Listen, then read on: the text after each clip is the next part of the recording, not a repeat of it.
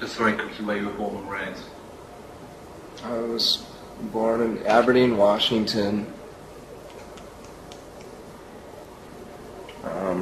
1967, and I lived between Aberdeen and Montesano, which is 20 miles away. How do you spell that? Montesano? Yeah. Montesano. And I moved back and forth between relatives' house throughout my whole childhood and Your parents until high school. Split up, yeah. Yeah, when I was 7. And do you remember anything about that? Yeah, I remember feeling ashamed for some reason. I was ashamed of my parents I couldn't face some of my friends at school anymore because I desperately wanted to have the classic typical family, mother, father. I wanted that security. So I resented my parents for quite a few years because of that. Have you made it up with them now? Do you get on better with them now? Well, I've always kept a relationship with my mom because she's always been the more affectionate one. Yeah. My father, I haven't talked to him for about 10 years now, up until this last year where he seeked me out as backstage at a show when we played in Seattle. And for a long time I always wanted him to know that I don't hate him anymore. Just I don't have anything to say to him. I don't want to have a relationship with a person that just because they're my blood relative, they bore me. They're not, and my father isn't capable of showing much affection or even carrying on a conversation. So just because of the last time that I saw him, I expressed this to him and made it really clear to him that I just didn't want anything to do with him anymore. But it was a relief on both our parts, because for so many years he thought that I really hated his guts, Oof. Well, it's I've spent a year and a half dealing with stuff because my father died in March, and it's it's really serious stuff. It really fucks you up. Yeah. Did you have a good relationship with him? No, but we made it up at the end. Mm-hmm. I'm really glad we did. I know but I just felt I had to do it. It's really important to do that, to make amends. Yeah. And if you can do it before you almost have to, like at a time where if you know that someone is going to die, it's at least it happened. Well, I'm very lucky in that I had a year to deal with it, but it was very, very painful. Yeah. I'm very glad it's over. But you can't duck it. That's what I've done all my life, though. I've always, quit jobs without telling the employer that I'm quitting. I just wouldn't show up one day. Same with high school. The last 2 months of high school, I quit. So I've always copped out of things all my life. And so to face up to my father was, although he chose to seek me out, Sure. But it was a nice relief. Do you write about this at all? I mean, was it a lyric on Server Servants? Yeah. Yeah. It's the first time I've ever really dealt with any parental issues. I've hardly ever written anything obviously personal to myself or to anyone else on that scale. I like to. I'm obviously allergic to the whole thing, that whole subject anyway. So it did leap out, as I say. One of the things that leapt out.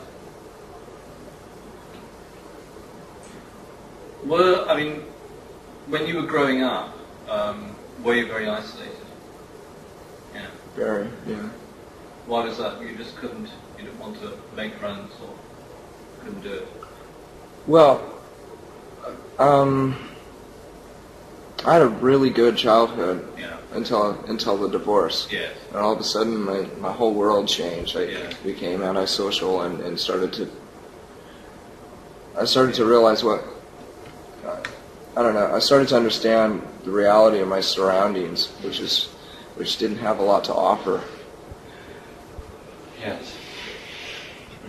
Because it's such a small town, and I started to realize I couldn't find any friends that I was very fond of, or who that was compatible with me, with the things that I like to do. I liked to do artistic things. I like to listen to music. I could never find any friends like that. What did you listen to then? Whatever I could get a hold of. Usually, my aunts would give me Beatles records. So for the most part, I just had Beatles records, and every once in a while, if I was lucky, I was able to buy a single. Yeah. Did you like the Beatles? Yeah. Did you like it because they're English, or did you just like the tunes? I had no idea. Well, I think that I probably felt. I don't know. My mother has always tried to keep a little bit of English culture in our family. Like, we drink tea all the time. We have tea, Although I've never really known my ancestry, really. I didn't even know until this year that the name Cobain was Irish. Huh? Because my parents have never bothered to look at, to find that stuff out. Fascinating. Because I'm Irish as well. Really? Originally, yes. My father was French Irish. I found out through looking through the phone books, through different phone books throughout America, and finding names that were similar to mine. I couldn't find any Cobains at all, so I started calling Coburns, and I found this one lady in San Francisco, and she had been researching our family history for a couple of years. Rather than Cobain. No, actually it is Cobain, but the Coburns screwed it up when they came over. Right. And it came from County Cork, which is really a weird coincidence, because when we toured Ireland, we played in Cork, and the entire day I walked around in a daze. I never felt more spiritual in my life. It was the weirdest feeling, and I have one friend who was with me to testify to this, that I was almost in tears the whole day. It was the weirdest thing. And so since that tour, which was about 2 years ago, I kind of sensed that I was from Ireland. What's your mom's maiden name? Friedenberg, which is German. I think they pronounce it Fraudenberg. Did they both come over? Were they first generation, or did they come their parents? I don't know. I only found out of some of the information on the Cobain side so far. My mother and I have never discussed her ancestry, but I still don't know a lot about the Cobains, because the lady who I got a hold of, I contacted, is sending me some information, and I haven't received it yet. Did you have problems in high school? Were people unpleasant to you? Did you kind of just withdraw? Yeah, it wasn't so much. I was a scapegoat, but not in the sense that a person would be, not how a person would be picked on all the time. Yeah. People didn't really pick on me and beat me up, because I was so withdrawn by that time, and I was so antisocial that I was almost insane. I felt so different and so crazy that people just left me alone. They were afraid. I always felt that they would vote me most likely to kill everyone at a high school dance. Can you understand why people would do that, or how people could get to that stage of actually killing people? Yeah. I could.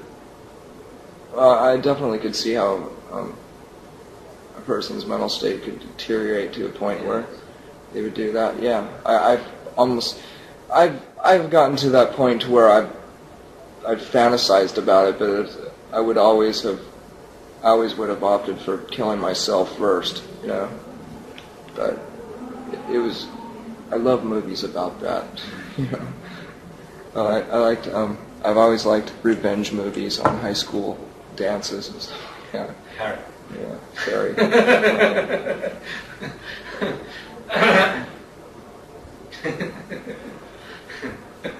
Such a great film, Harry. A bit at the end where the thing comes out too. Yeah. I was in a cinema last week and they were just like, right at the end, it was great. Yes, I can see that. It's a kind of emptiness, in a way, you don't really get anything. Really? Quite weird, but there's an emptiness in this country that you don't get in England.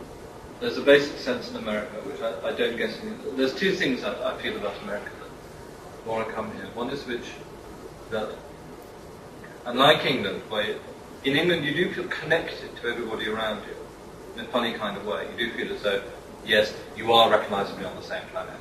Right. Unless you really are in an alienated state, and I was in that state for a while. Basically, the feeling is you get. And also, to me, there's a huge hole in this country, which is the eradication of the Indians.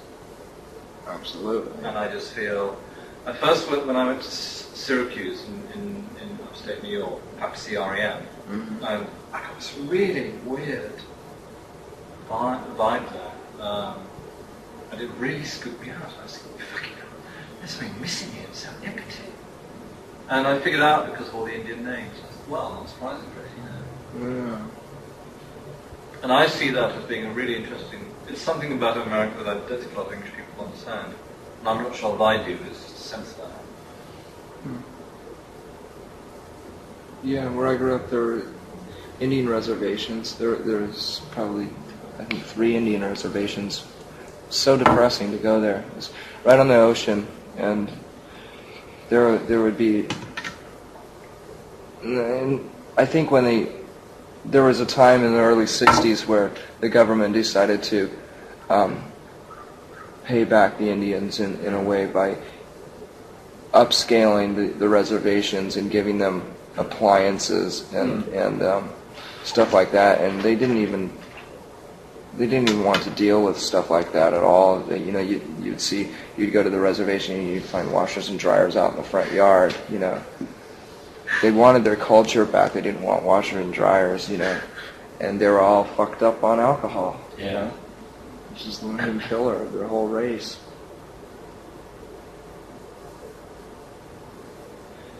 Indians were considered the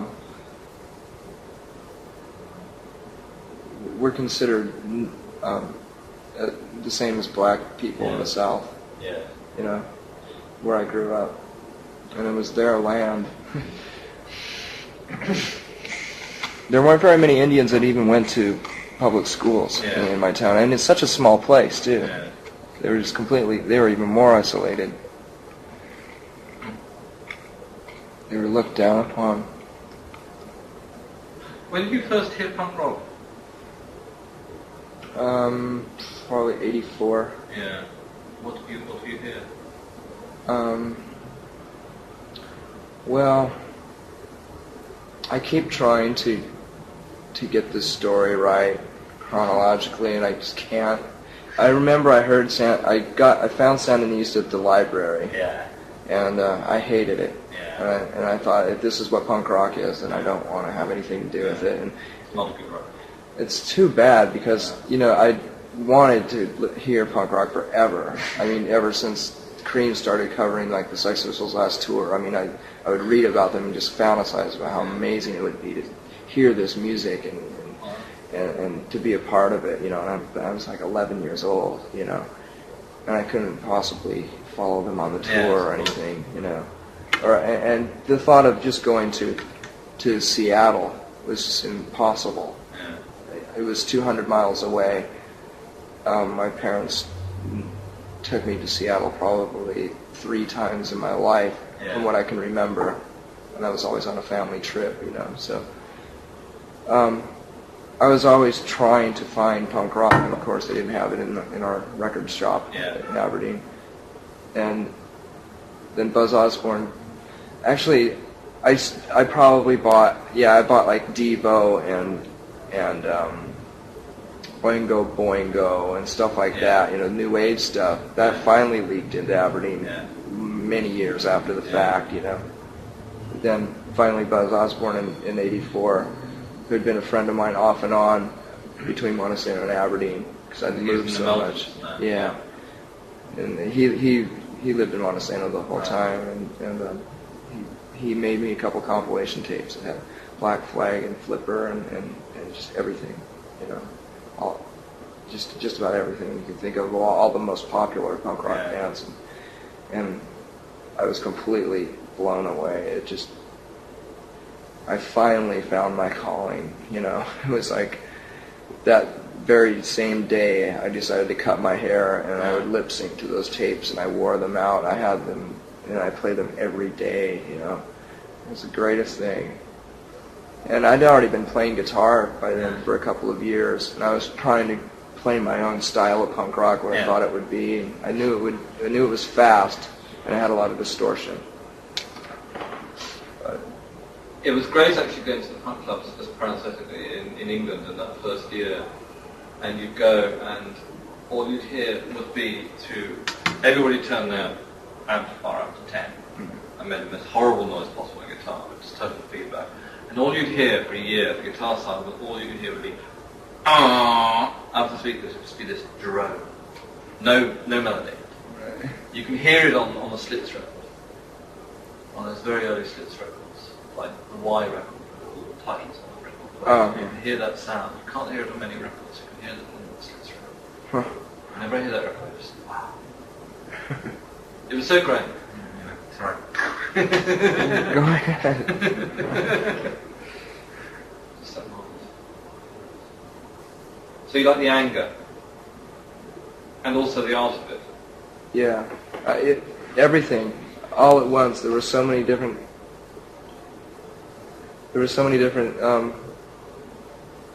things going on at once, because it expressed the way I felt socially and politically and just everything. It was the anger that I felt, the alienation.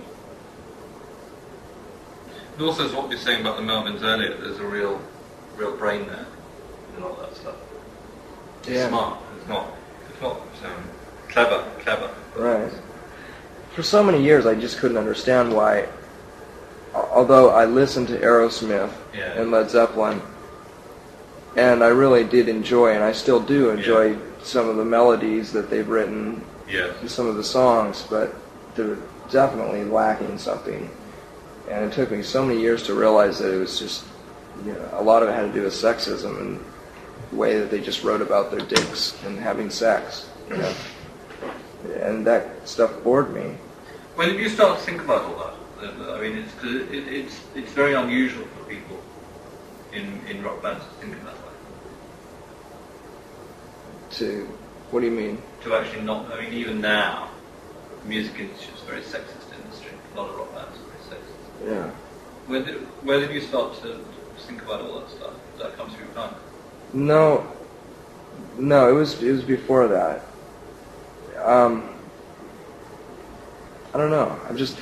Because I couldn't find any friends, male friends that I felt compatible with. I ended up hanging out with girls a lot. Yeah. And I just always felt that they weren't treated equally, and they weren't treated with respect, especially because of the way that Aberdeen treated women. I mean, just in general, women are totally oppressed in small towns like that, and all over America. I mean, the word bitch and cunt were totally common. I mean, you'd hear it all the time. And but it took me years after, it took me many years after the fact of realizing that those were the things that were bothering me. And I was just starting to understand what really was pissing me off so much. And then within that year, or those last couple of years of high school, then punk rock was exposed, and then it all came together. It just fit together like a puzzle, and I finally, admitted to myself that I am not retarded. It's so great though, isn't it? Yeah. Reminds to that fabulous song about being a pinhead. I don't want to be a pinhead no more. It's so great, that song. Gabba Gabba Hey. Yeah. Gabba Gabba Hey. Yeah, I like dumb too. That's a really good one. Did you have, when you started to hang out, did you have problems with people thinking that you were gay? Yeah.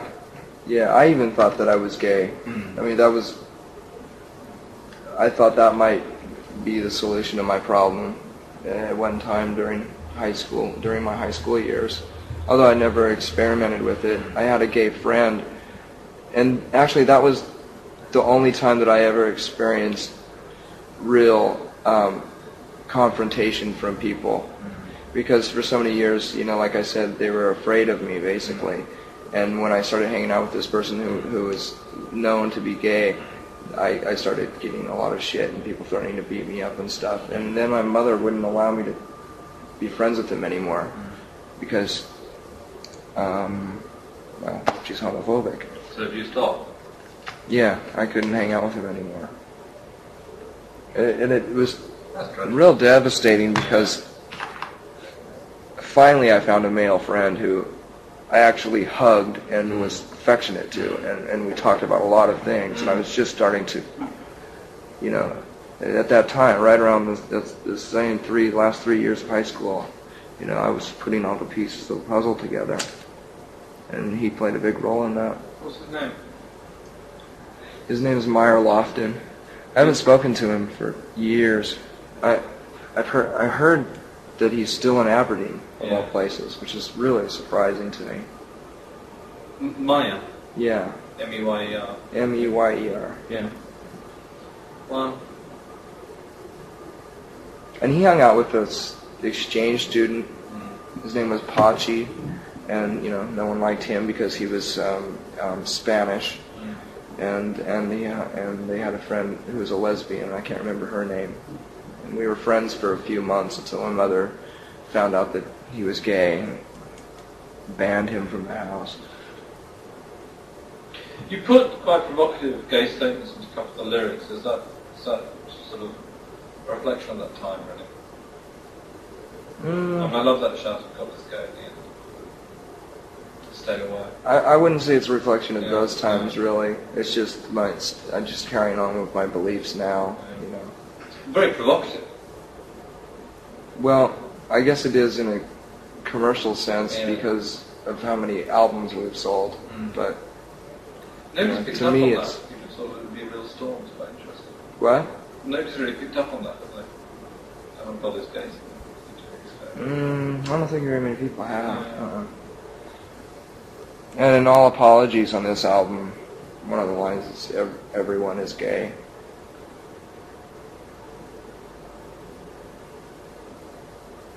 See, that's what actually one of the things that really hooked me in. The thing that first hooked me into Nirvana was On a Plane, which I just thought was absolutely awesome.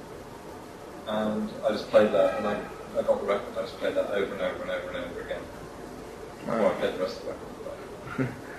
So that's my Nirvana track. We do an acoustic version of that now, and I wish to God we would have recorded it acoustically because it sounds so much better that way. So lining it as a defense, I'm used to expect. What's it about? Tell me. You knew I was going to come up with that one. No. Can you remember what it was? I mean, this is a fan's question. I wouldn't let myself off the hook. It's just very evocative to me, that idea of being on a plane.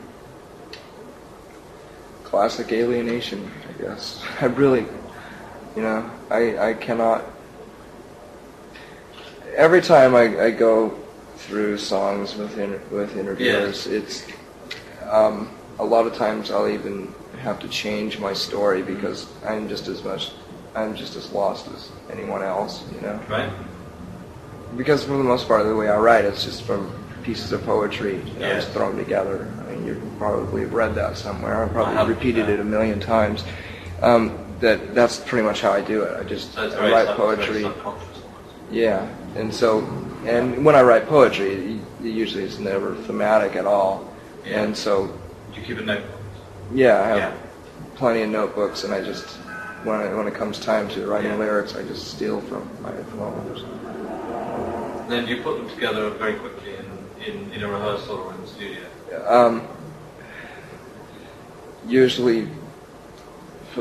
Usually right before I record the vocals, and a lot of times within the month before we go into the studio, I finish the lyrics. Sometimes, lyrics will come out of me within, 5 minutes, but for the most part, I'd say 90% of it is done at the last minute. Well, I won't ask you to explain because, in fact, I think that, that's not the way that they work. What? I don't think that's the way they work, but they explain. I mean, but there are definitely... There are instances in certain parts of the songs. I mean, you literally have to go through every song with me and almost every line for me to be able to. And I just can't think of some just off the top of my head. It'd probably be easier for me with this last record because it seems there's few songs that seem to be more thematic than, or actually about something rather than just putting pieces of poetry together. Like Scentless Apprentice is about the book Perfume, by Patrick Susskind. Yeah. And I don't think I've ever written a song based on a book before. I really liked first one was 8. Very 8. Yeah. Good guitar sound. Oh, that was Steve Albini's metal guitar that he got. It's supposedly a really rare guitar. It's made out of, it's all aluminum. Wow, it's really good sound. Yeah. Really kind of early 70s, like Creed. Really bad early places.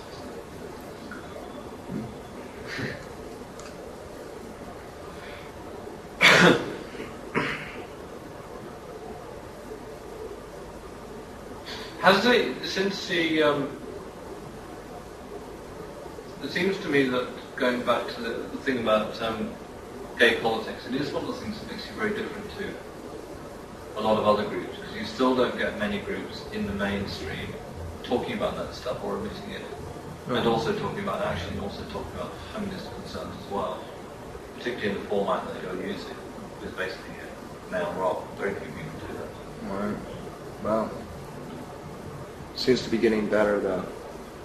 Alternative music is finally being accepted, although it's in a pretty sad form as far as I'm concerned. But at least the consciousness is there, and that's really healthy for the younger generation. Have you ever had any problems with that from other acts or from people in the industry or even fans? Of being pro-gay and pro-feminist? Never. No. Never.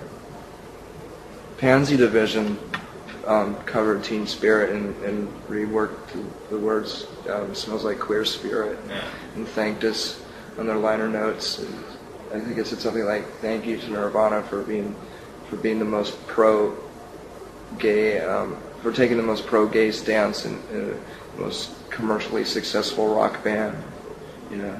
It's a really big news, It was that was a real flattering thing to see.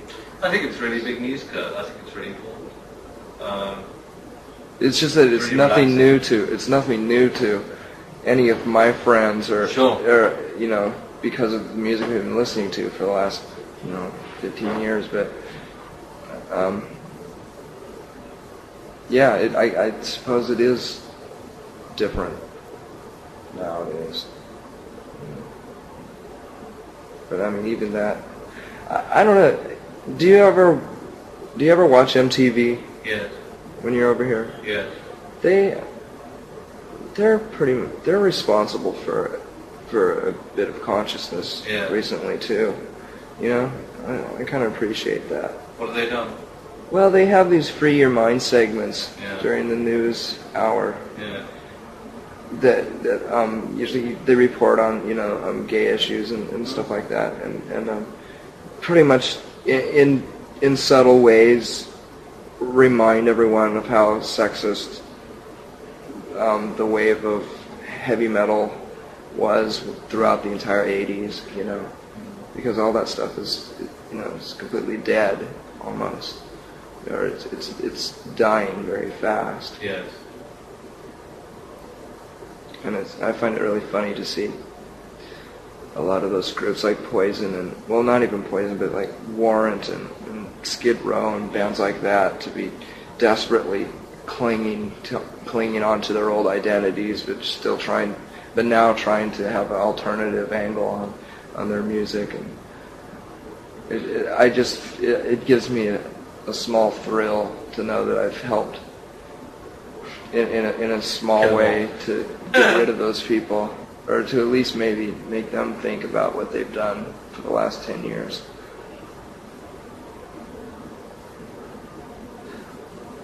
But also alternatives become another kind of, I switched on the TV this week and MTV, and there's some good things on it, but then I have to sit through all these videos by dreadful groups, and I don't want to name them because I don't want to slag them off. But from my point of view, I hate it because it's just like boys with big hair and guitars and trying to be sensitive. If my own personal life, if I see Eddie Vedder, I want to go and be beating it just annoys me. No, I'm sorry. I was quite outraged. I watched a segment and I throwing something to the TV. Spin Doctors, Blind Melon, Soulless Island. It's just it's not as offensive to me as heavy metal was throughout the 80s, but still it still grinds. It gets to your nerves, Kind of new orthodox. Yeah. It's just so. Nothing has changed really, except for some bands like Soul Asylum who have been around for like 12 years or who knows how long, have been struggling in bars forever, and now they've had this opportunity to have their pretty faces on MTV, But they still have a better attitude. At least it's a more positive attitude, and I think it's healthier for younger kids. I'd much rather have that than the other stuff. Did you read much when you were younger, when you were growing up? Yeah. What did you read? Did you read everything? Just whatever I could get. I went to the library a lot, and I skipped school a lot too, especially during high school and junior high. And the only place to go during the day was at the library. Yeah. But I didn't know what to read. Had no idea. Just whatever I found. Yeah. And like during grade school, I would read. S.E. Hinton books were pretty. Oh, The Outsider. Yeah. I really enjoyed those books when I was in grade school. For the most part, I read a lot during class too when I went to school, just to stay away from people so I didn't have to talk to them too. It's a good excuse. A lot of times I'd even just pretend to read just to stay away from people. And when did you start writing? When did you actually start writing notes or just whatever? Probably about 14, somewhere around there, junior high. I've never taken it very seriously. I've also never really kept personal journals either. I've never kept a diary, and I've never tried to write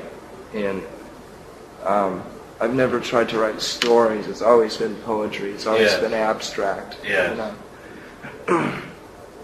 Just ideas. Words.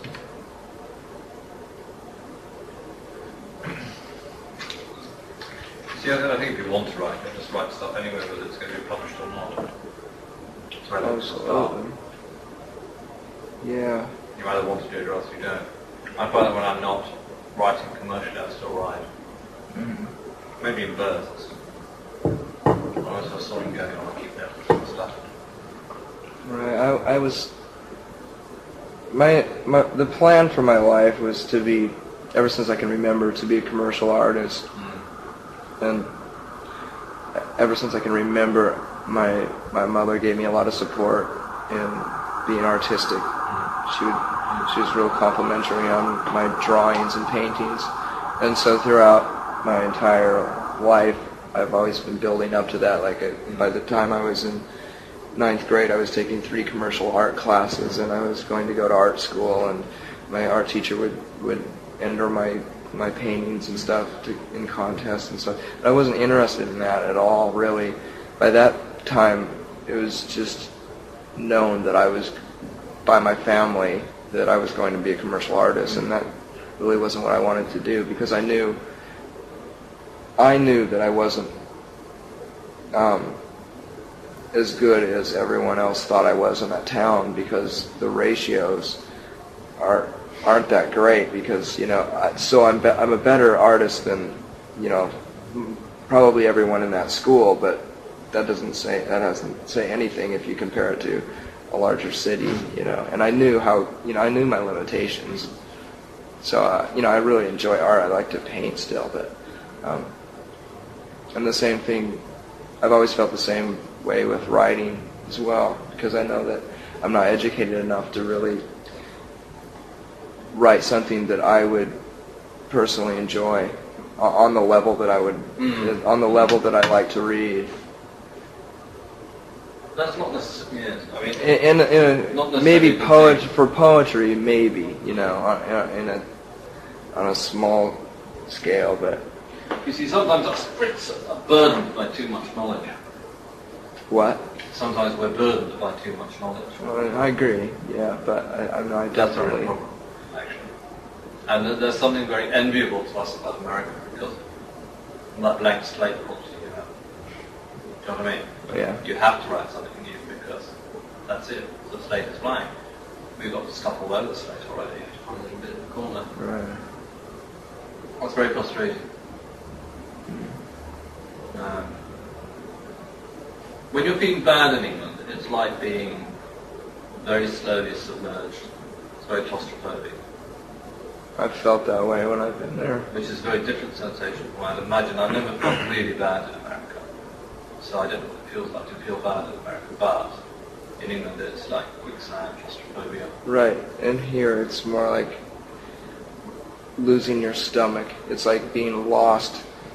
It's just so big, Even though I was growing up in an isolated town, there was an ocean, and there was a huge city 200 miles away, So there was a lot of stuff. There was nothing in between, That was terrifying, I think. You hear that in a lot of American music too. Yeah, and a lot of country music. Yes. You see, that's the main influence we don't have anymore.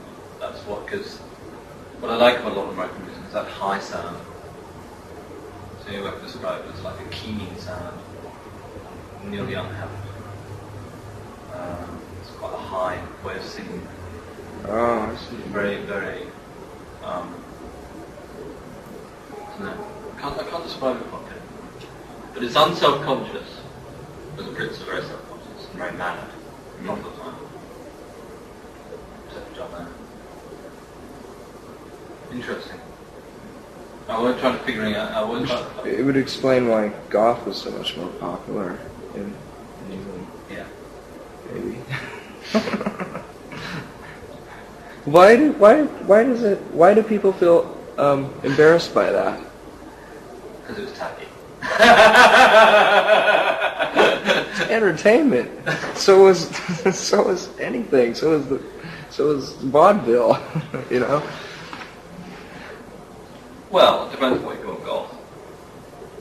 Yeah. If you call Joy Division and Echo and the Bunnymen golf, then that's cool. Yeah. Right. If you call Sisters of Mercy and I think that if you're being accurate about it, that in fact, Joy Division were English Gothic in the classic sense. I would think so. Yeah. And actually, I've started in an untacky way. They weren't tacky. I said in an untacky way. They just went straight for it. Right. And actually, Manchester's a very Gothic city in the classic sense, and that even comes out in the dance records, which is really interesting. Gothic dance records. Really. There's a fantastic record if you ever find it. It's called Voodoo Ray by a guy called Gerald, and it is fantastic. Gerald? By a guy called Gerald. That's the name of that. It's called Voodoo Ray. It's a very early house track, and it's so brilliant. It's so weird.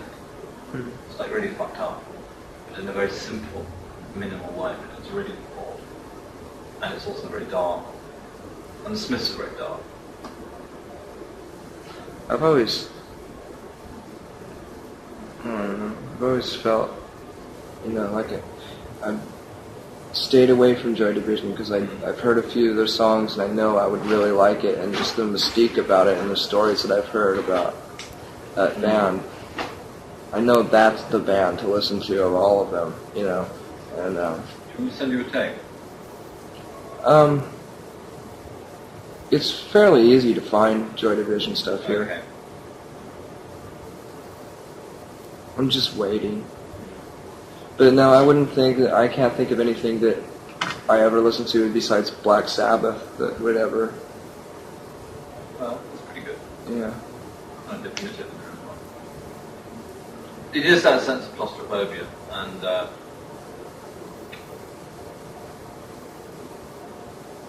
as opposed to losing your stomach. I'm really claustrophobic too. The most terrifying thought I can think of is being locked inside of something, in a closet or something. When did I first go to England? Sorry. 89, I think. Do you enjoy it? Yeah. First time especially, yeah. But we went through the rest of Europe, and by the 7th week I was ready to die. Because we were touring with Tad. Yeah. I remember that tour being written about it. It was 11 people in a really small Volvo van with our equipment. You mean 12 at Right. 15. Depending on whether his stomach was empty or not. He vomited a lot on that tour. Oh. Crazy. But every time I go back to England, I like it less and less, I think. It seems so gray and dirty. It seems really dirty. When I go to New York, or LA, I don't notice the smog as much as I do as when I go to England. If you ever come again, let me know and I'll take you places. Because I've hardly ever been to the countryside Yes. in England. More and more we stay over in places for a few days after a tour. That's just sensible. Huh? That's just sensible. Yeah.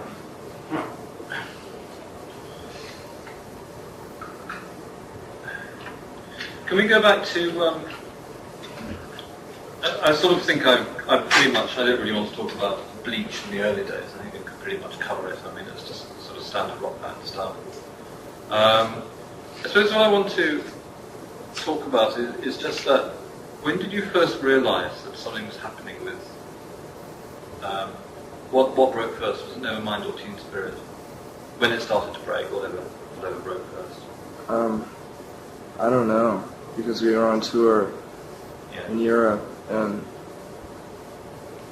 I still don't even know the story, really. I think probably Teen Spirit, because we'd finished the video and they started to play it while we were on tour over in Europe. And I would just get reports every once in a while from friends of mine telling me that I was famous. So it didn't affect me until, probably 3 months after we'd already been famous in America. Was there one moment when you suddenly walked into it and suddenly realised? Yeah, when I got home, a friend of mine made a compilation of all the news stories about our band that was played on MTV and on the local news programs and stuff. And it was just frightening. It just scared me. How long did it scare you for? About a year and a half, and up until the last 8 months or so. I would say since my child has been born. Yeah. So when I finally decided to crawl out of my shell and accept it, because I didn't want to, go to such a ridiculous extreme as what U2 has done, but I feel like I have I feel like I have a I don't know, an obligation, just because I like this band and I wanted to break it up. I wanted to quit. Yeah. Was that around the Madrid time, Spain time?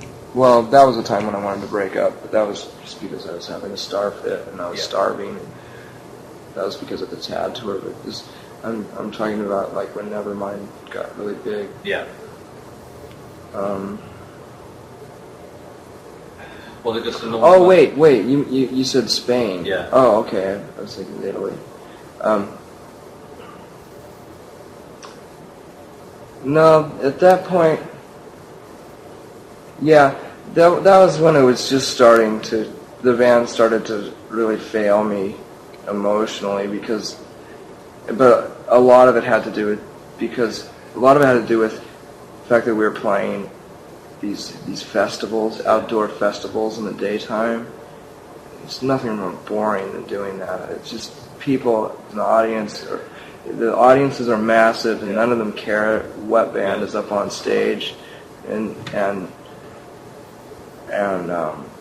I was just getting over my drug addiction or trying to battle that, and it was just too much.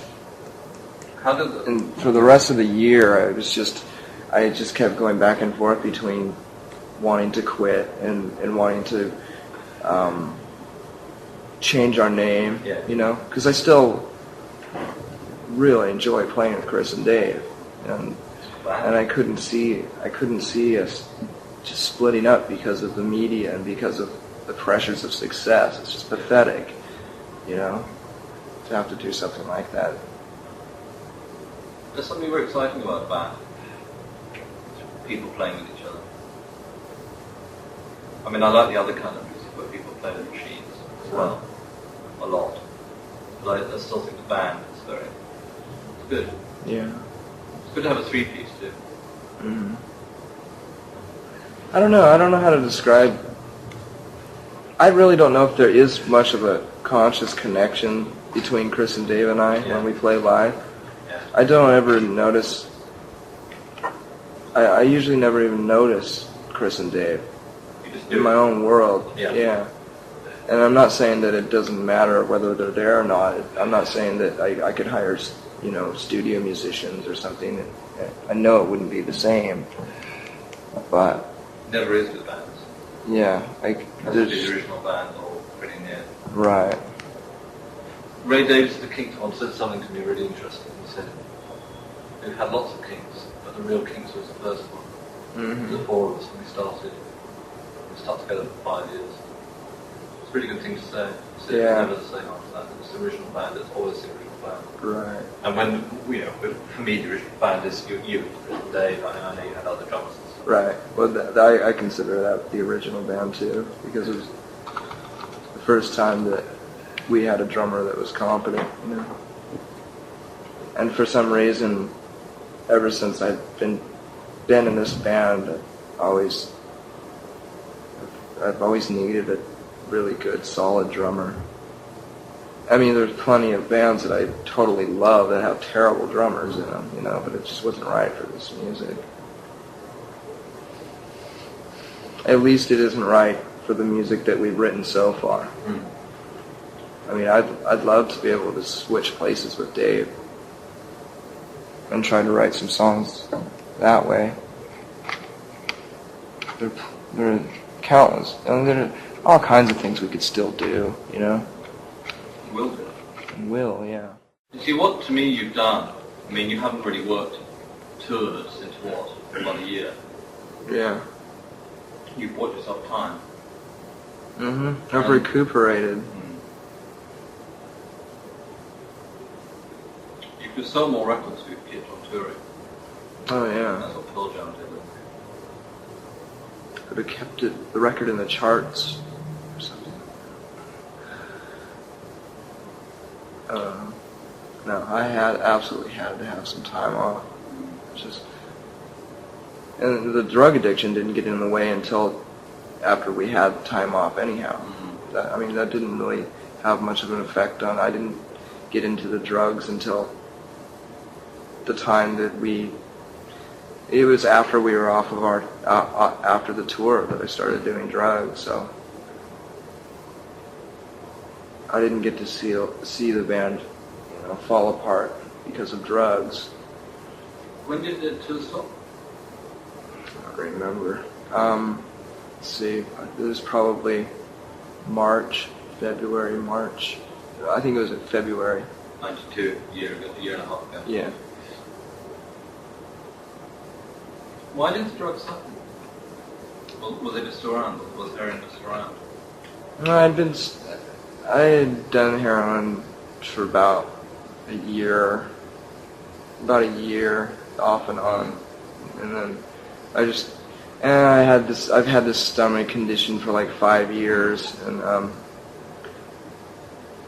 there were times on tour, especially during tour and while off of tour, where I just felt like a drug addict because I was starving, and I went to all these different doctors and they couldn't find out what was wrong with me, and I tried everything I could think of, change of diet, pills, everything, exercise, stop drinking, stop smoking.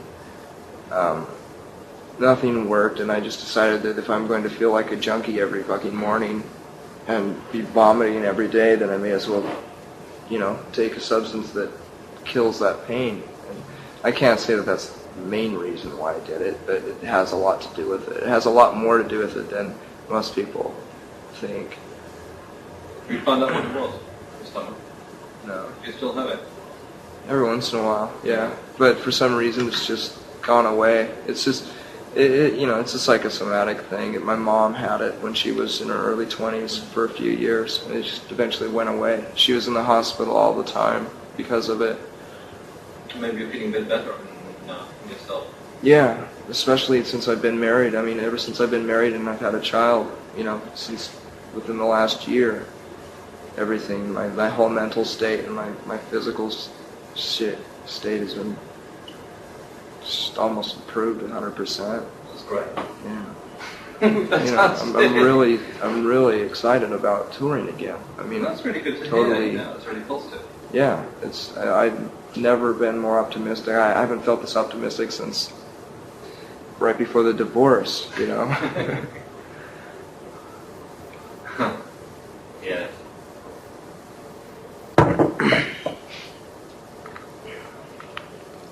And what about the media? Did you find it incredibly disheartening that you'd started this group and you were playing these songs, which were good songs, and you'd become incredibly successful, and then suddenly all this weird stuff started? Oh yeah, I mean it affected me to the point of wanting to break up the band all the time, Was it mainly the Vanity Fair article? That started it, but there's probably 50 more articles based on that story, I don't know. I've never paid attention to mainstream to mainstream press and media before, so I've never been aware of people being attacked, and crucified on that level. And I still, to this day, I don't know who Bono's wife is, if he has a wife or if he has a girlfriend. Yes. And I can't help but feel that we've been scapegoated in a way, you know. I feel I have a lot of animosity towards journalists and press in general, you know. But because it's happening to me, of course, I'm probably exaggerating it, but I still can't think of another example of any current band that has had more negative articles written about them. Why do you think that is? A lot of it's just simple sexism, you know. Courtney is my wife, and people could not accept the fact that I'm in love, you know, and that I could be happy, you know. And because she's such a powerful person and such a threatening person, that, you know, every sexist within the industry just joined forces and decided to string us up. I mean, from what I can see of Courtney, that if you treat her like a threat, she'll be one. If you don't, she won't. Exactly. Like anybody. That's exactly the way I've always felt. Like Johnny Rotten. The first time I met Johnny Rotten, I was very polite to him and very matter of fact, and so was he. Mm-hmm. No bullshit. Right. I found out that people are very much how you take them. Exactly. Because, you know, he can be Mm-hmm. It's a good defense mechanism. And I had it from him, but it didn't bother me because I was used to it by then. Mm-hmm. Been through it for years of punk. I remember punk, everybody was really horrible to each other. Right. Really horrible. Right. Hostile. Yeah, I didn't even get to see that. By the time that I was into punk, people were just in this, just wallowing in this confusion. Yeah. They were just like, should we be sarcastic? I mean, should we be mean to each other? No one knew what they want, how they were supposed to act at that point. I remember people being mean to each other for years. Mm-hmm. And, you know, I remember seeing Sid and Nancy around, and particularly Sid at one stage. Boy, he looked dreadful. He really looked dreadful. He was one of those people you just run away to avoid. Really? You know, you saw him fuck. It wasn't glamorous. But then, the great thing about Sid is that he went for it. Yeah. I think that's why Americans like him a lot, because he just didn't. I mean, he did what he wanted to do, and that was that. He was straight down the line, you know, no messing about. It's kind of cool. Yeah. I interviewed his mother for the book, and she was really... Wow. She Very was sad. Yeah, very. How did you find her? Oh, fascinating. I did the interview at about 2 o'clock in the morning in a really weird town in England. I was on my way back down to London. I drove all night. It was like really charged. And she was manipulative and sincere and insincere at the same time. It was very compelling. Really? So I like that. I like those kind of paradoxes, because I think people can be contradictory. Or, you know, so they can have two different things at the same time, going three different things at the same time. So I really dug what she was saying. He was a damaged child, and so was she. A very damaged child, Sid was. That's why he was so strong for punk, because punk was all about damaged children. Right. And he was probably really happy to finally find his calling. Oh, absolutely. Yeah. Yeah. I know, he did find his calling. Yeah. He was the Sex Pistol, the Sex Pistol, forever, and lied and backed off. He did, to some extent, what you've done, he was right. Yeah. Which I admire him for. A lot of admiration for John.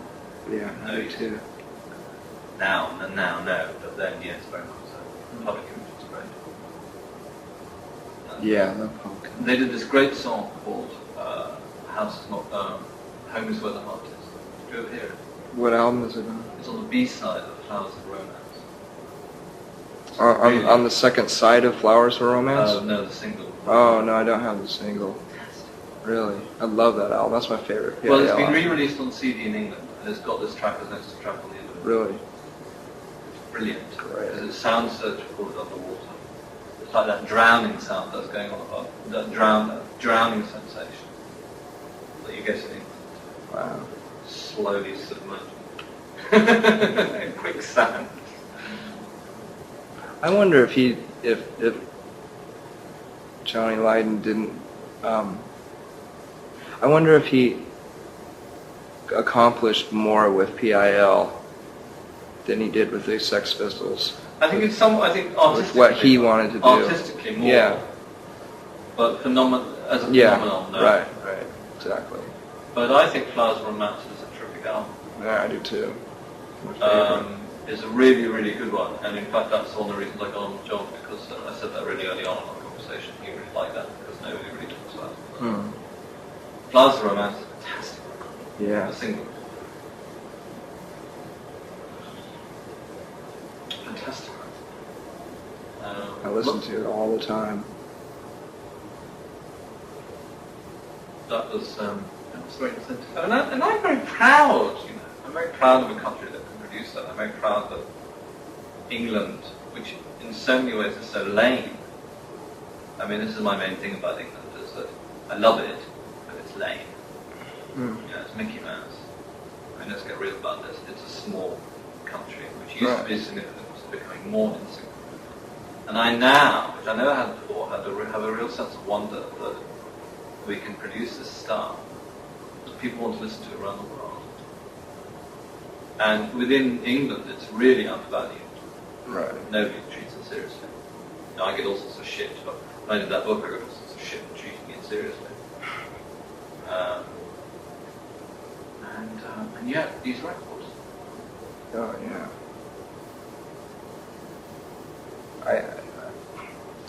Almost almost all of my favorite bands are English. It's amazing how much they've produced. Well, do you like that kind of claustrophobic sound? Is there something in there? I think so. Yeah. I mean, the main reason why we recorded with Steve Albini is because he's able to get this sound that sounds like it's in a room. Yeah. And the room is no bigger than this. Yeah. Yeah. It's not a hall. It's not trying to be larger than life. It's very in your face and real. Yeah, that's good. But like the Melvins tonight. Yeah, exactly. What was interesting about punk, again, the English punk, was that I've been thinking about this a lot, about space in music.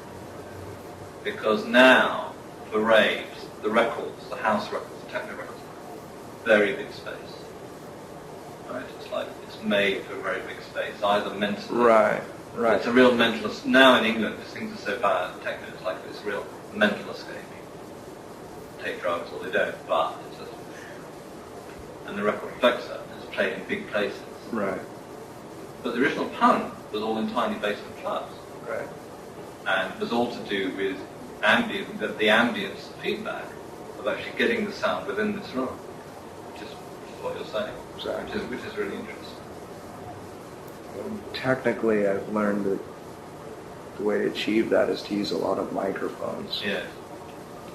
I mean, it's just something that I've known for years, ever since I started recording.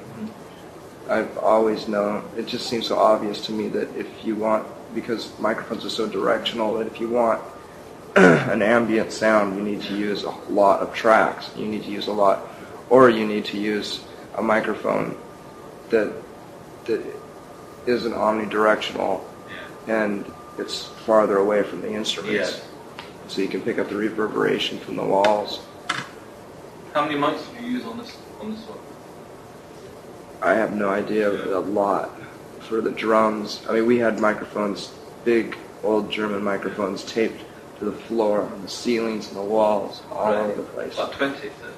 Probably, yeah. Brilliant. Yeah. And I've been trying to get producers to do this ever since we've been, I mean, see, I've always just, I don't know anything about recording, but it just seems so obvious to me that that's what you need to do. And I've been trying, I tried to get Butch Vig to do it, I tried to get Jack and Dino to do it, and everyone's response is that isn't how you record. That's not the way. Yeah. Right, and Steve Albini proved it to me on these records. Although I didn't know exactly how he did it, I just knew that it had to be that. He had to have used a bunch of microphones. It's as simple as that. Which is why, live recordings sound so good, from punk shows. You can really get the feel of what was going on. Did you re-record a couple of tracks? No, No, just remixed 2 songs, yeah. Why was that? Because the vocals weren't loud enough, and when I brought the tape home, I was singing this melody, this harmony thing over the melody of Heart-Shaped Box, and I just had to put it on. And Steve is a good recording engineer, but he's terrible at mixing, as far as I'm concerned. He just doesn't, to me, mixing is something that's like doing a crossword puzzle or something. Things that I don't like to do, like math, it's really technical, and it drains you. You really have to concentrate on it. And it's step by step with every instrument, and there's so many different variations to, the tones in each instrument and stuff like that it can take days to mix a song if you really want to get anal about it. Yeah. I'm all for the whatever you record on tape, and however it comes out, that's the way it should come out, but for some songs it's just not, it doesn't work. That's also what makes records. A really interesting book I got was The Beatles Studio. Have you ever seen that book? No. It's really, really good. It's a record of every studio session they had. Really? And what they did. Wow. And they made records. Right. They really made records. And what they did was edit furiously. Mm-hmm. A lot of the really classic songs, which are about 2 minutes 30 or about 3 minutes 20, just chopped. Right. Really tight. But that was their thing as well. That's what they did. They did it beautifully. Yeah, George Martin. It was such a great idea to get, a classically trained person like George Martin to produce a pop band, And I really liked slow songs on this album. Mm. Yeah, I really liked it. They came out really good, and that recording technique, Steve Albini's recording technique, really served those songs well, because the slower songs, you can really hear the ambience in it there. Sure. So it was perfect for that, but for Heart-Shaped Box and All Apologies, we needed more. It was the main complaint was that the vocals weren't loud enough, and every Albini recording I've ever heard, every album he's ever produced, the vocals are too quiet. That's just the way he likes things, and he's a real difficult person to persuade. It was. He was trying to mix each song within an hour, and that's just not how we work. So it was fine for a few songs, but not all of them. That's good, because you should be able to do what you want and pick the best. Yeah.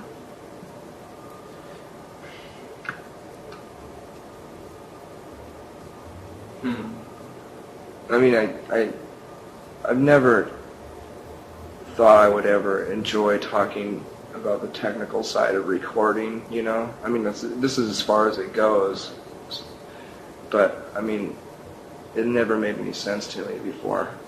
I just I don't know. It's making records though, isn't it? Yeah. I think that's exciting. Because I know very little about it as well, but little I know. It's part of.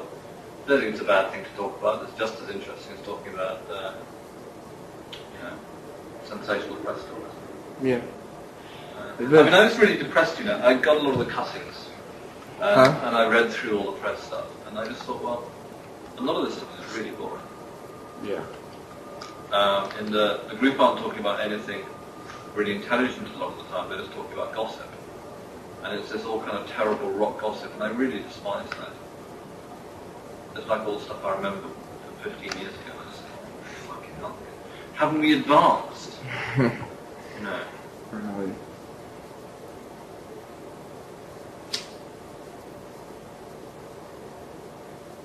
I have one criticism. I think you overreacted on those Victoria Clark letters. Because I think you gave her publicity. I know. Yeah, that's what I tried to tell Courtney. But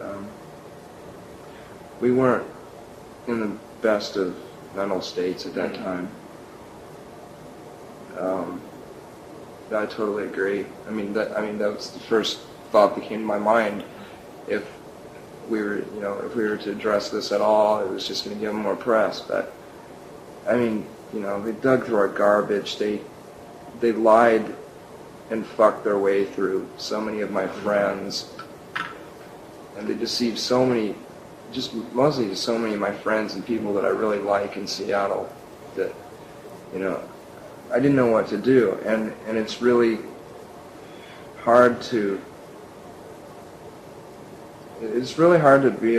be in control of your own press, because my management doesn't know anything about it, how to protect anyone from things like this. I mean, we try, every time we've ever gotten into a legal battle, we've always ended up just paying people off. I mean, we've literally given away money to people like a band called Nirvana from Orange County, Los Angeles, like $50,000 just to stay away from litigation. But we easily could have won. And I just hate that idea, because I've always wanted to fight people that are fucking with me unnecessarily, and I just don't, I don't know how to go about it. It must be very isolating, because in that way you are a neutral. And in that way it's also quite punk rock to get a lot of very hostile press. Yeah. And in many ways... But I'm really not interested in being punk rock anymore. No. Well, I mean, I'm not suggesting you should be. I'm just saying I think that's also a misapprehension on the part of the media as well. When my book came out, a lot of people said in treating punk felt they had to be really controversial and sleazy and cynical, because they thought that was what punk was. But that isn't what punk was. That's mediated punk. Right, exactly. And it seems to me that one of the reasons you've had a bad time is that, I know you joked about this in the past, but you and Courtney fitted into that mediated Sid and Nancy slot. Exactly. Do you feel that? Yeah. Haven't we progressed? Yeah, exactly. I mean, you'd think that people would be evolved enough to want to look into something a bit deeper than something that happened 15 years ago, and try and be entertained by a carbon copy of what happened 15 years ago. It's a boring old story. Do you feel now that there are contradictions between your ideals and your position? I mean, is that something that worries you? And if so, are they interesting in fact, or is it just not something you really think about?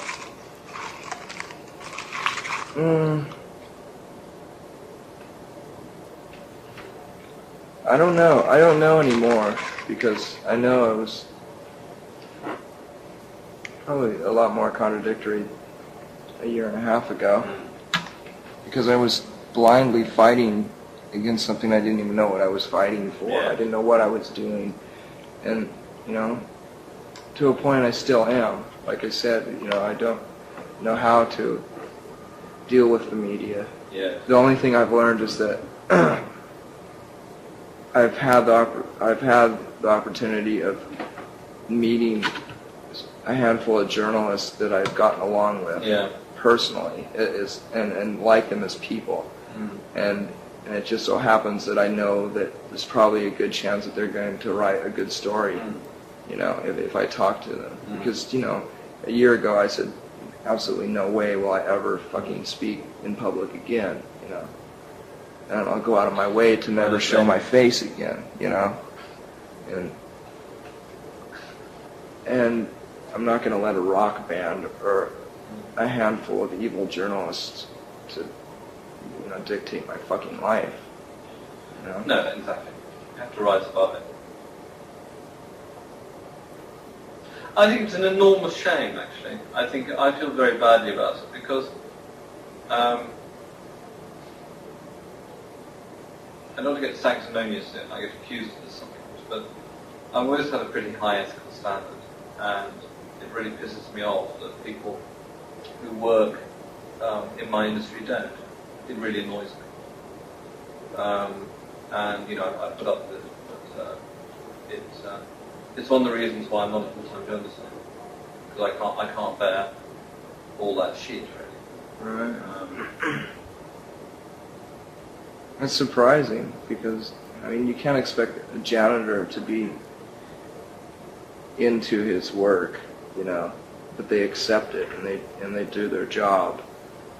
And I've always thought of journalists as people who had to have had a passion about what they're writing about in the first place before they became journalists, you know. And they get cynical and browbeat. What? They get cynical and browbeat. Yeah. See, the media is so voracious. This is what you encountered. See, that's what freaked you out. I think you were sort of losing the level of attention so much. You started to lose yourself. Mm-hmm. And you can easily do that in the media. Yours is a very extreme case, but it happens to everybody who works in the media. That the industry is so huge and so demanding that it will just eat you up alive. I've seen it happen to so many people. And I spend a lot of my time figuring out how to minimize the effects of working within this voracious industry. Iggy Pop once said something very wise. He said, look, I work 48 hours a day, 24 hours is doing what I do, and 24 hours is figuring out what's going on around me in the media and everything. I do this all the time. And I do as well. Not in a self-conscious way, but just filtering and concentrating and tuning things out and tuning things in. Yeah. Because otherwise you just get shredded. Yeah, I was on the road to being cutting myself up. But like I just said a minute ago, like I'm just so grateful that I've come across a few people that I really like to talk to who happen to be journalists, you know. And so that's one way that's one thing that I've learned from the last year and a half is to, you know, try to I mean, I think of some of the people that I work with as like my family, you know. Some like Danny Goldberg, who isn't even our manager anymore, used to own Gold Mountain. He used to manage Steve Jones. Yeah. He's like my second father, you know.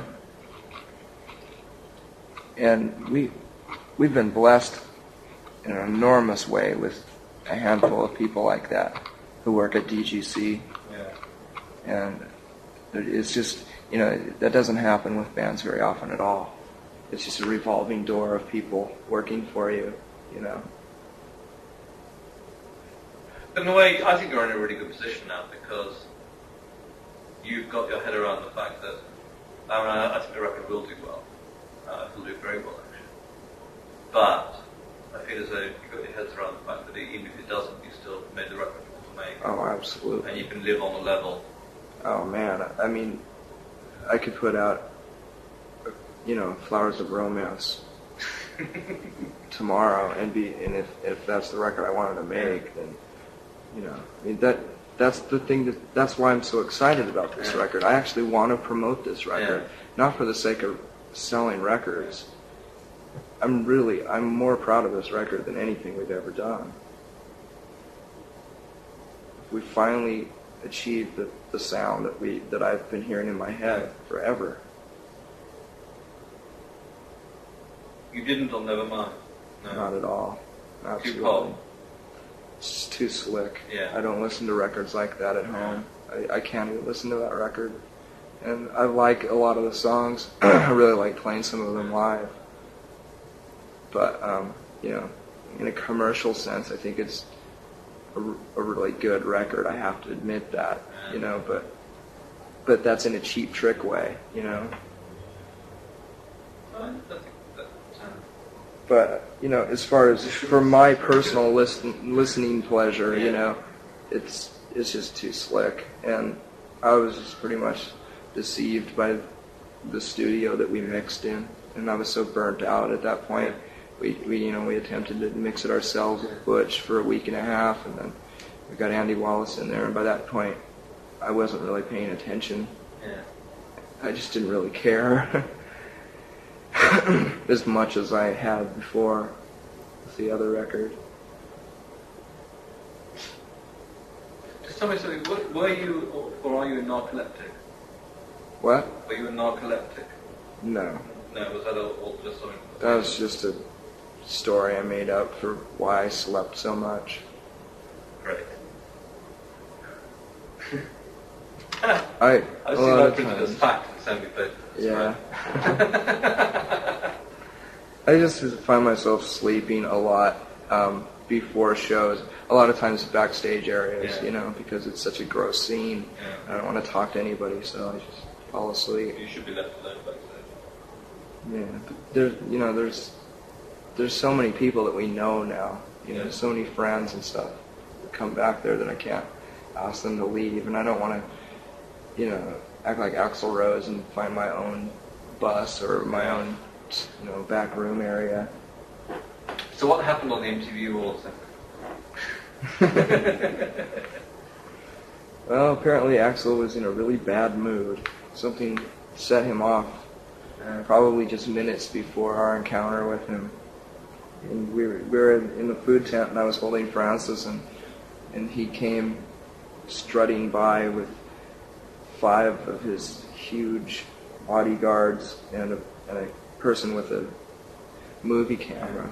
And Courtney jokingly screamed out at him, "Axl, you be the godfather of our child."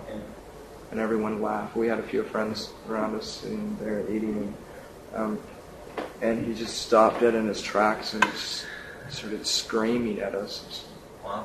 All these abusive words. And he told me that if I didn't, he told me I should shut my bitch up. And so I looked over at Courtney and said, "Shut up, bitch."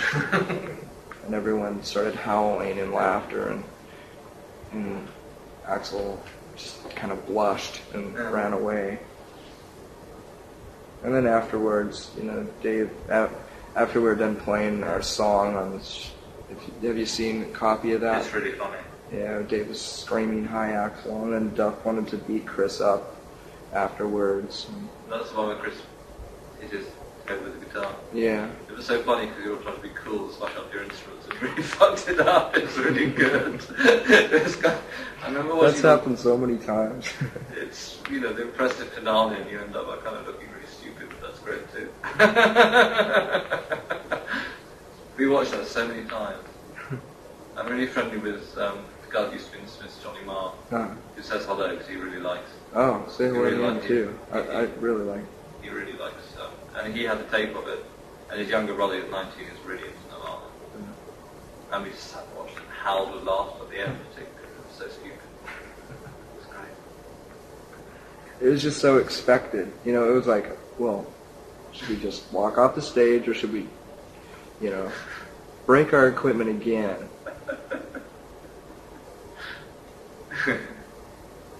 God, the emotions that were going through us during that whole day were just so intense.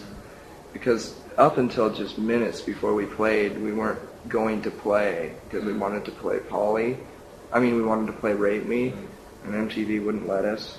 And so they were just going to replace us if we didn't play Teen Spirit. And we ended up playing Lithium. I spit on Axl's keyboards right before, because this stage, we were sitting on the stage that really brought adult. us up. It was either that or beat him up.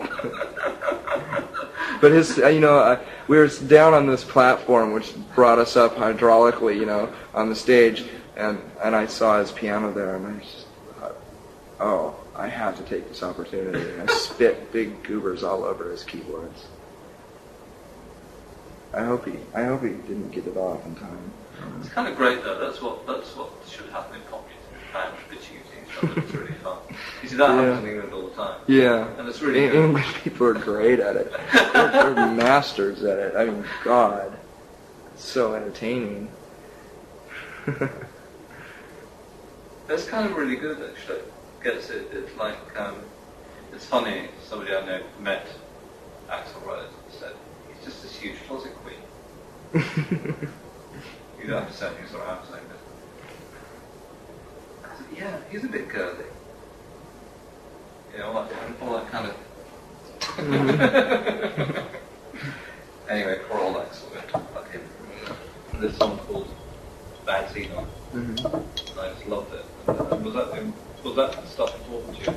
Oh yeah. Yeah. Very. It was my introduction to a lot of stuff that preceded that, like just like Daniel Johnson and Half Japanese and stuff like that, and Velvet Underground. Yeah. I mean, I'd been in Velvet Underground for a lot longer before I heard Beat Happening, but there's a whole scene, Yeah, I like the Velvets. I love the Velvet Underground. I saw them at last time. What? I saw them at last time. Really? Yeah. How were they? He was squealing. He behaved really badly.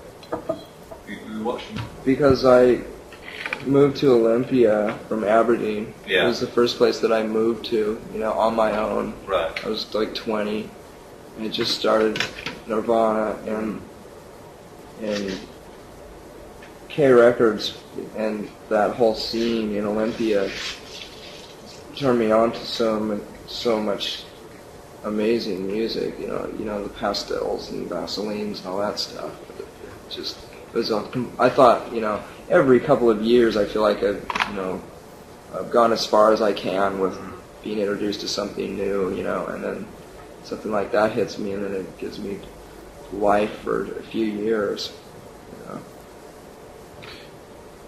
That song Bad Seed I found really, really moving. Because it was kind of hopeless and it was also really optimistic. It was all about a new generation of the teenage nation. This time, let's get it right. Mm-hmm. And new generation of the teenage nation. Yeah, right. Out of this tiny record out of Olympia. Yeah, sure. And it kind of happened. Yeah. That's amazing. The It's Revolution, like Summer. It's like a prophecy that happened, that record. Yeah. And also it reminds me of that cool film. Huh? It also reminds me of that cool film. What? Bad Seed. Oh, I don't know that.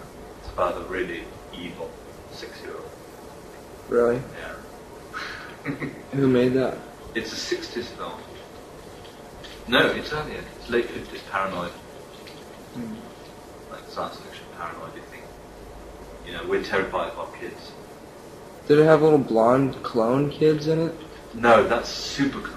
That's The Ditch of the Damned. Oh, yeah. Children of the Damned. Children of the Damned, yeah. Yeah, that scared the hell out of me when I was a kid.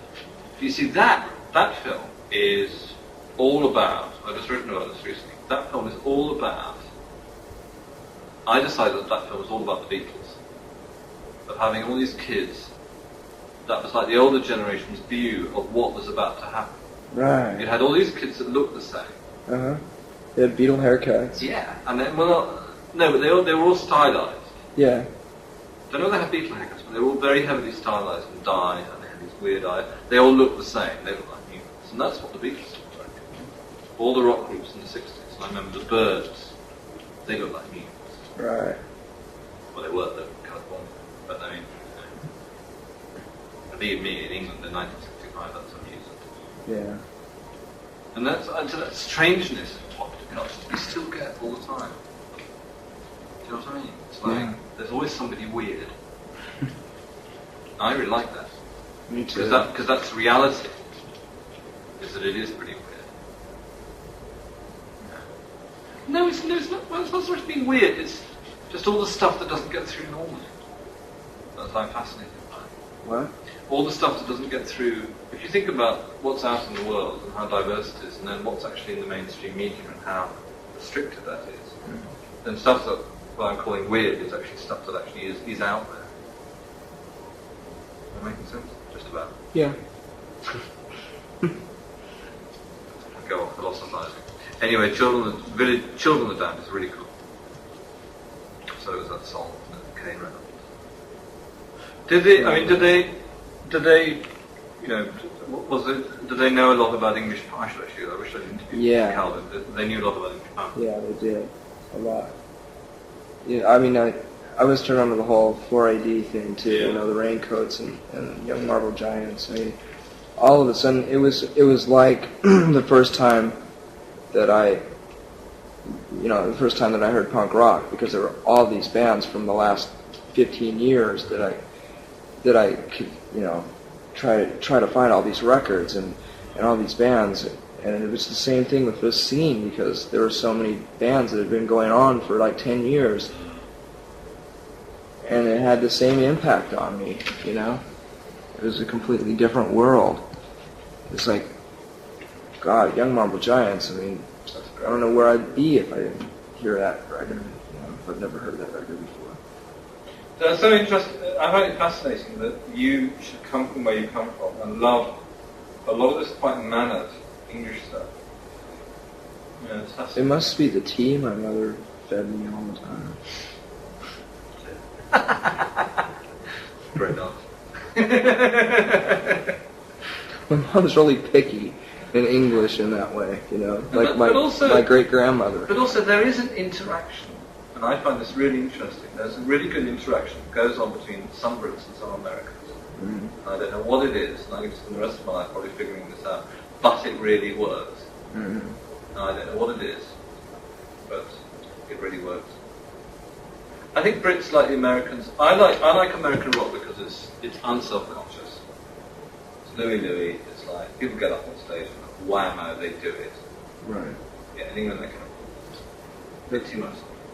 Well, I Cool. can appreciate that too. Yeah. But I don't see that in the Raincoats though. I don't see that in Young Marble, maybe a little bit in Young Marble Giants, but some of those bands, That's a very particular strain from a very particular they're period. so English. Yes. And it's also At the very same stringent. time. It's quite a stringent, which I like.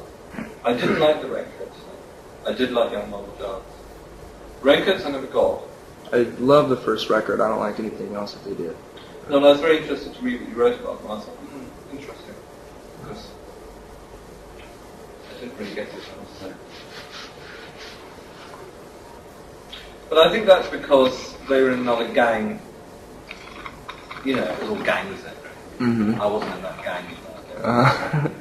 They tried to break up a Throbbing Gristle concert at the time. I was friendly with Throbbing Gristle, so I wasn't going to. That concert was wild. It ended up in a huge fight between the band and the audience. Really? It was really serious shit. Genesis got his bass, whammed it on somebody, and then people were throwing chairs. Gee. It was really violent. So I saw a couple of really. I don't talk when we play, but I really love the interaction that Mudhoney, like Mark Arm, come up with these really funny, sarcastic comments to people in the audience, and that kind of bond is so great, you know. Especially with Mudhoney, it's more of a love thing. It isn't a violent thing at all. Robin had a great one. He said, "I bet you don't hate us as much as we hate you." Mm-hmm. Isn't that great? Great story of Joy Division of Peter Hook and Bernard wanting to meet Ian because he had a jacket that said he'd written hate on the back of the jacket. He's wandering around with this jacket with hate on the back. Really fascinating. It's wild. I'm going to do one more pump. I'm going to stop because it's chaotic. Translates better in a club too. It's one thing I'm really upset about, and that's another reason why I don't give a shit if this record sells. You know? Yeah. We're guaranteed to not sell even half as many records. We know that, and that means that we get to go on tour this time and play venues. You know, 3 4,000 seat venues. Yes. And we get to stay in the same town for maybe a couple of nights. Yes. It's going to be great. It's going to be like our first tour that we did with Sonic Youth. Yes. And those were some of the best times I've ever had. It's perfect. Actually, that's a little bit too big, but still, it's a really good environment. Tell me, how do you sing? I'll ask you about that, because you've got several voices, which I really like. Most of the time I sing right from my stomach. Yes. Right where my stomach Hurts. pain Yes. is. Yes. That's where the pain and anger comes from. Yeah. Because it's really there. Yeah. Oh, it's definitely there. I mean, yeah, doctors, every time I've had an endoscope, they find a red irritation in my stomach. But it's just, it's psychosomatic. It's all from anger and screaming. I mean, my body's damaged from music in two ways. Not only is my stomach has an inflamed irritation, but I have scoliosis. I had minor scoliosis when I was in junior high, and I've been playing guitar ever since. And the weight of the guitar has made my back grow in this curvature. Really? Yeah. So when I stand, everything's sideways. It's weird. But you could get that sorted out. Yeah, I go to a chiropractor every once in a while. You can't really correct scoliosis because it's a growth, and it's your spine that your spine grows over the years, through your adolescent years, in a curvature. Most people have a small curvature in their spine anyhow, but mine's just, some people have it really bad where they have to have metal braces and stuff. So it gives me a back pain all the time, I'm always in pain too, and then that really adds to the anger in our music. It really does. I'm kind of grateful for it in a way. Tell me, I have to ask this really. What happened with the gun thing that was just reported? Was that all bullshit? Oh yeah, total bullshit. That was that's another thing that just made me want to just give up. Just a couple of weeks ago, never choked my wife.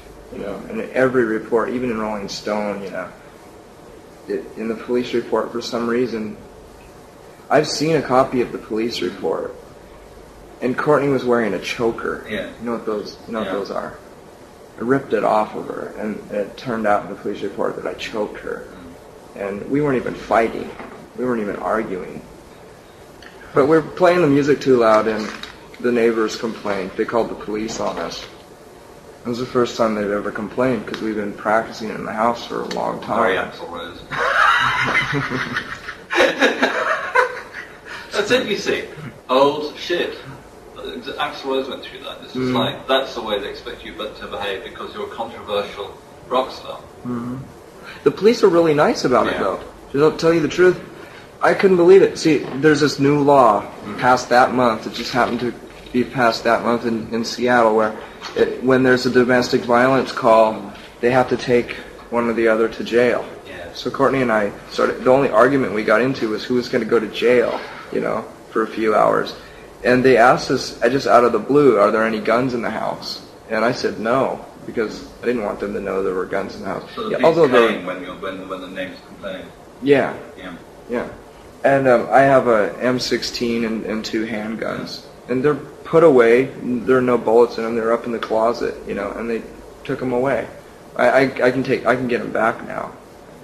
Haven't bothered to get them back yet, but it was all just a ridiculous little situation. It was nothing. And again, it's come up in the press. And it's come up in totally, blown out of proportion. That must be the hardest thing to deal with. It's just like, I feel like I almost feel like people don't believe me, like I'm a pathological liar at times, because I'm constantly defending myself, I mean, people still haven't evolved enough to question anything that's printed, Even I'm really bad at that too. I believe a lot of things that I read. But you must behave badly sometimes. Sure. Yeah. Sure. Courtney and I fight. We argue a lot. But I've never choked my wife. I mean, it's an awful fucking thing to be printed and to be known for, Yes.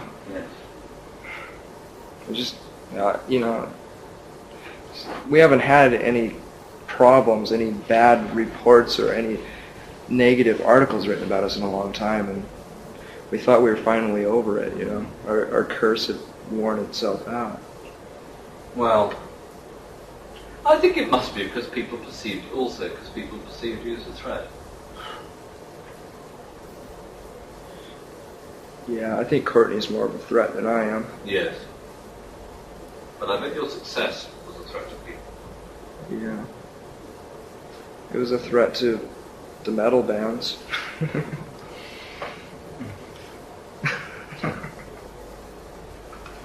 So what are the plans for the record? Just to tour it a little bit?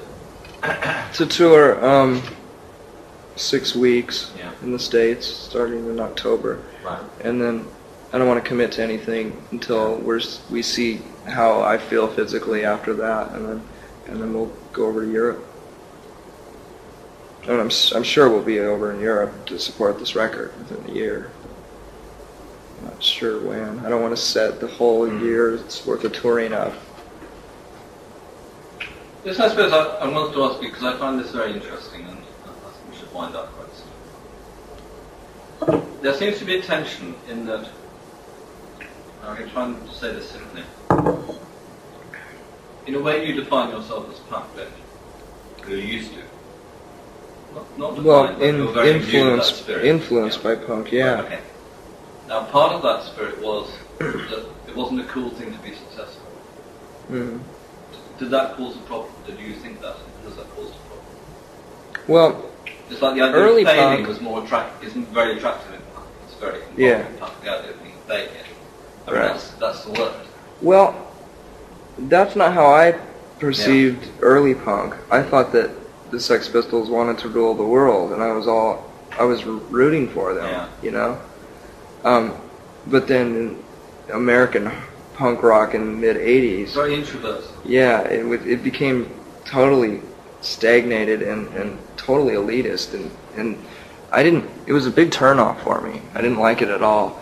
But at the same time, I had been thinking that way for so long that it was really hard for me to come to terms with it, with the success all of a sudden. Yeah. But I don't care about it now. There's nothing I can do about it, I'm not going to put out a shitty record on purpose, to make sure that's ridiculous. But I probably would have done that a year and a half ago. I would have gone out of my way to make sure that the album was even noisier than it is, but we did this record the way we wanted to. Well, I'm really glad to hear that, because it worried me a bit, because I just thought, I hope they don't get into that trap. Because it's not interesting, it is shit to me. I mean, that defeats the whole reason of making music, But you make music, you want to be popular, it's pop. Huh? But you want to be popular, it's pop. That's what it's about. I've been validated, far beyond anything, I mean, when we could sell out the Vogue in Seattle, which holds about 300 people, I mean, I'll gladly go back to that. I'll gladly go back to playing in front of 20 people if I'm still enjoying it, And that's one of the